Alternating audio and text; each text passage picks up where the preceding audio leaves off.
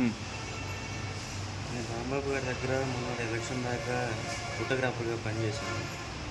ఇంకా ఎదుటోళ్ళు జనాల మనసులో ఏదో పెట్టుకొని అది కాక సోషల్ మీడియా కొంచెం యాక్టివ్‌గా ఉండేవాడిని.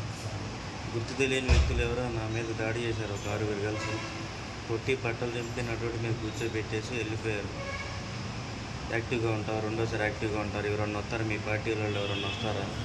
ఇప్పుడు నీ దగ్గరికి నిన్ను చంపేసినా దిక్కు లేదు అనేసి వెళ్ళిపోయారు కొట్టేసి.